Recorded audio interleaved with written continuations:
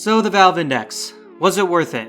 Now, coming from me, which started with the HTC Vive and the Oculus Quest, moving on to a premium VR headset was a change. Valve is promising a premium VR headset, that's no question, which sets itself apart from the mainstream competitor like the Oculus Quest from Facebook, which promises convenience and easy access, rather than specs and power like the Valve Index is offering.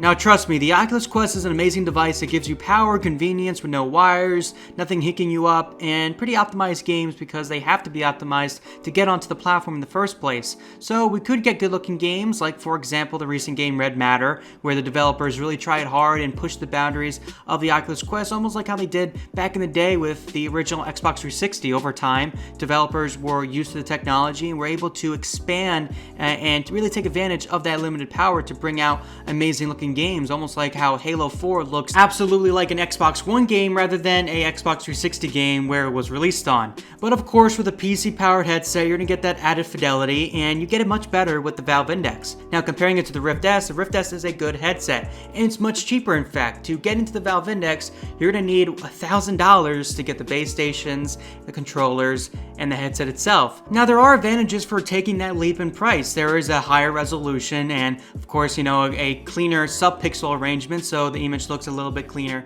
than the Rift S, which I will give the Rift S credit. It does look absolutely amazing and really close to the Valve Index, but the Valve Index is a little better. You're getting an unmatched frame rate, which is 144 Hz in experimental mode, and you're also getting 120 Hz, and you're also getting a wider field of view. And you're also getting a brand new set of controllers that we haven't seen before. These controllers have over 80 sensors, and they track your fingers in pretty much exact positioning. Of course, you need to curl them a little bit to get it perfect, but it is pretty good. Not only that, but there is no grip button, which means you actually physically grab with your hand to pick up stuff. Now, using this is honestly such a departure from the old controller design. You would always have that physical button that you would do to interact with the world. Now you're just physically interacting with the world like you would in real life. It increases immersion, and with everything else I just mentioned with the higher field of view and the frame rate, of course it's going to depend on your PC if you can even handle that. It just brings us much more closer to VR 2.0 that we're all looking for. Now, I just have to mention the audio that the Valve Index produces. Now, the Valve Index does have an audio port, which of course you could plug in your own headsets, but there really is no reason to. Most of the expensive stuff that comes from this headset is really from the audio. The audio is probably the top of its class. There is no VR headset out there currently that matches even remotely to this audio that they have on this headset. It is honestly just as good, or maybe even better, than your own standard headphones that you use for playing video games or listening to music. It is really that good. A lot of the negatives about this device doesn't really stem from the headset itself or the controllers or any of the hardware that Valve produced. Mostly it's from the actual developers and how they choose to optimize their software. This could be from the little details in Pavlov where the fingers are individually tracked on the weapon while you're even holding it, or Blades and Sorcery VR where you can use your hands to climb up things more naturally and generally use the grip button and just grabbing it like you would in real life, take your weapon out or to climb up something. Then you have games that don't even use it at all, like Rec Room VR, like one of the most popular games on Steam and also on PlayStation and the Oculus Quest. There is no finger tracking, and it basically acts more like an Oculus controller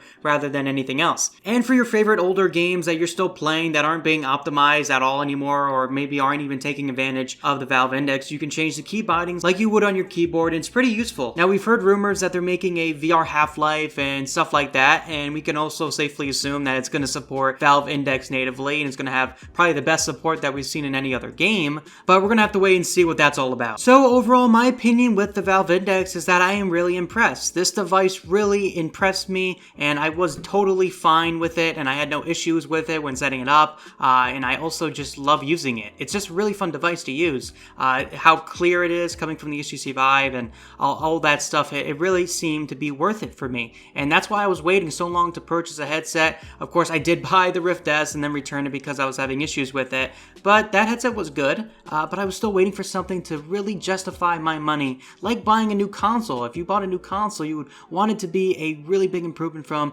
your last one, and moving from, I'd say, the HTC Vive to the Rift S, it was there, but it wasn't at the same time. There was a lot of issues with it, and then coming to the Valve Index, I had a really good time, and even the little issues that do come up, the whole performance of the Valve Index and what it offers offers just outweighs all the issues. Like I mentioned with Facebook and Valve, these guys are going in totally different directions. It seems to me that Oculus really wants to get VR into the homes like the Wii did and have everybody have a headset, so everybody will be purchasing from their store. And then we got the Valve Index coming along, which is meant to be a VR premium device that's meant for the enthusiasts, people looking for an innovative VR experience, and people that are willing to pay that money, that premium price, like you would for a good car. I mean, if you're getting a sports car, you want it to be good, and if you just want a car, then you would just get a car, maybe even a used car, just because you just want to get around. So people that want to, get a Oculus Quest, they just want to play VR and have a good time. But people who want something premium, something new, something radical, they're going for the Valve Index. Not saying that any other headset is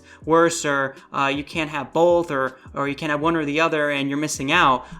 Both headsets right now are a great entryway for VR users, and I'm definitely telling you that there's a lot of great VR games on these systems that really justify spending the premium price, which $400 is a lot of money even for the Oculus Quest or the Rift S, and also $1,000 or $800, whatever you pay for your Valve Index. It's going to be worth it. That's the state we're in right now. Alright guys, hope you enjoyed the video. If you guys did, go down, leave a like, subscribe if you have the Valve Index. Let me know what you think. Thank you so much for watching, and I'll see you in my next one. Peace out.